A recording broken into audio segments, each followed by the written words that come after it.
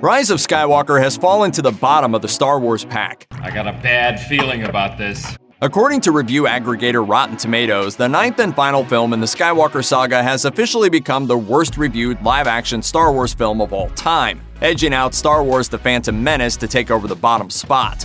Rise now sits at 52% on the old tomato meter, while Phantom Menace has a score of 53%.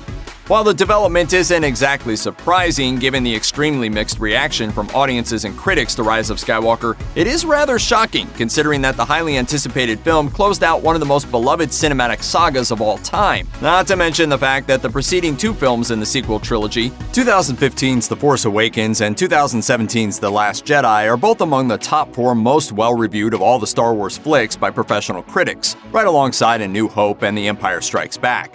Obviously, fans feel differently about The Last Jedi, but we're talking critics only here. Since initially posting a score in the high 50s, Rise of Skywalker's score has slowly but surely sunk like a stone as reviews have continued to come in.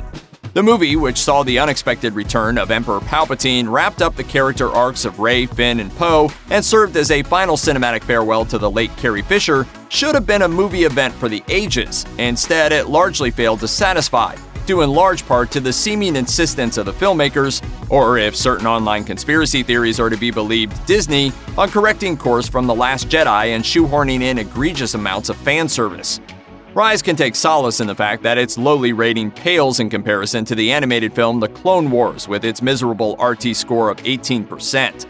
When it comes to the question of what went wrong with Rise, the only simple answer is it wasn't just one thing. While many fans weren't enthralled with some of the bolder narrative choices made by writer-director Rian Johnson in The Last Jedi, Rise's seeming preoccupation with undoing many of those choices largely wasn't seen as a great move either. Then there's the return of Palpatine as the big bad, with virtually no explanation given as to A, how he survived to tumble down a mile-long shaft on an exploding space station in Return of the Jedi, or B, where he's been all this time. The about-face of Kylo Ren back to the side of light was widely considered to have been poorly and confusingly handled, and the near-exclusion of Kelly Marie Tran's Rose Tico, a major character in The Last Jedi, simply left a lot of critics peeved. May the Force be with you. Wow. You too. It's also been pointed out most succinctly by the Washington Post's Gene Park that the movie's narrative resembles nothing so much as the plot of a video game, with its over-reliance on fetch quests, which ultimately proved to be of little to no actual importance. Truly in contrast to the unified, if divisive, vision of Star Wars creator George Lucas with his much-reviled prequel trilogy, it took a committee, which included Lucasfilm president Kathleen Kennedy, director and co-writer J.J. Abrams, co-writer Chris Terrio, and formerly attached director Colin Trevorrow, who retained a story credit, to craft a conclusion to an epic 9-film series as flat and uninspired as Rise of Skywalker. Fortunately, though, the future of Star Wars looks pretty bright, if only because Lucasfilm and Disney have more than one blueprint to follow in order to get the franchise back on track.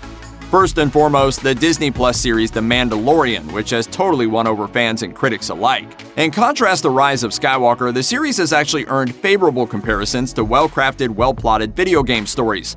Not to mention its exploration of some of the seedier portions of the galaxy far, far away, and its introduction of inspired new characters such as the suddenly ubiquitous Baby Yoda, have reminded fans how compelling Star Wars can be when storytellers like Mandalorian creator Jon Favreau are given free rein to put their own stamp on the property.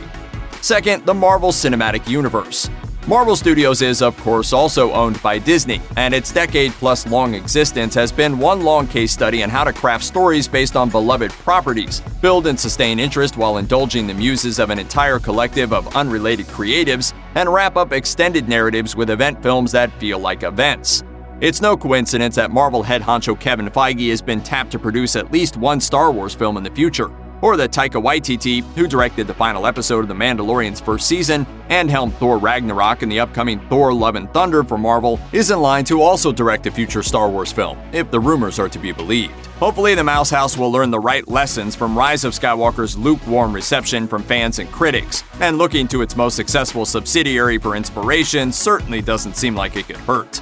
Check out one of our newest videos right here. Plus, even more Looper videos about your favorite stuff are coming soon. Subscribe to our YouTube channel and hit the bell so you don't miss a single one.